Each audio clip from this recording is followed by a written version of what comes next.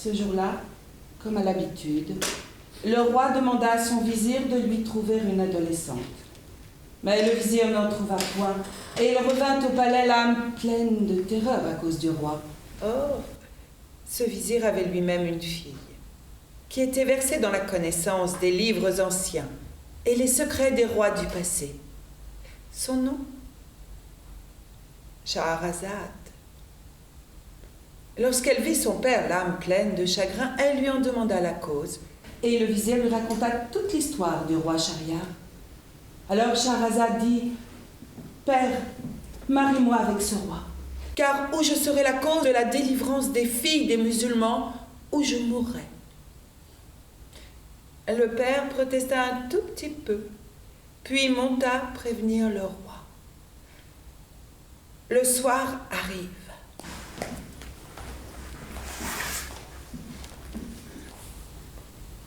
Scheherazade, ornée de son petit voile de visage, monte chez le roi. Dès que le roi Schahriar voit Scheherazade, il est ravi, à la limite du ravissement. Scheherazade est belle comme la lune en sa 14e nuit. Ses yeux sont ceux de la gazelle apeurée. Ils ont de longs cils recourbés. Elle a des seins qui trouveraient les étoffes les plus dures. Sa taille est si fine que le soleil ne saurait allonger son ombre sur le sol. Le roi Schahriar s'approche de Scheherazade et lui enlève son petit voile de visage. Des yeux, il peut déguster les lèvres de Scheherazade, qui sont comme 2 pétales de rose abritant une langue vermeille. Et en regardant cette bouche de délices, il peut deviner les beautés de sa vulve. Elle est très potelée, rebondie dans toute son étendue. Elle a les lèvres longues, la fente grande, des bords écartés et parfaitement symétriques. Elle est moelleuse, séduisante, chaude. On dirait que le feu va en jaillir. Sa forme est gracieuse, son odeur suave. Et sa blancheur fait ressortir son milieu carminé.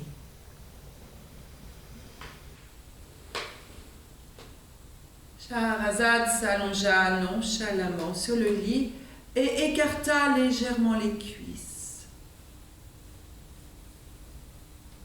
À la vue de cette chèvre de Houria, le roi Schahriar sentit le désir faire le tour de son corps et soulever l'enfant endormi. Aussitôt, il se leva et se déshabilla. Son corps était parfumé d'ambre gris, de musc et de cinnamome. Il se mit à badiner Scheherazade de toutes les façons possibles. Il lui prodigua des baisers sur les joues, le cou, il lui suça sa lèvre fraîche, ce qui fit dresser sur le champ l'instrument du roi Schahriar. Alors l'objet dressé se mit à voltiger tout autour de la vulve de Scheherazade. Les mouvements des 2 amants étaient accompagnés de douces paroles, De miaulements, de couinements, de regards noirs, de succion, d'humidité, d'agrippement. et ils furent ainsi tous deux en état de combustion. Alors le roi Schahriar renversa Scheherazade sur la couche et fondit sur elle. s'accroupit les jambes écartées, saisit les cuisses de Scheherazade et les attira à lui en les écartant. Scheherazade en profita pour prendre la verge du roi. La tâta, la manipula, la pétrit. La trouva si belle que sans plus de façon, elle se l'attribua.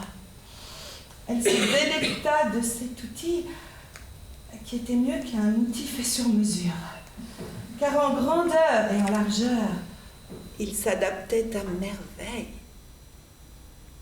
Puis le bélier du roi pointa en direction du fort. il s'enfonça dans la brèche et la brèche aussitôt céda. Le roi Schahriar exulta en constatant que la perle était imperforée. Et au comble de la jouissance,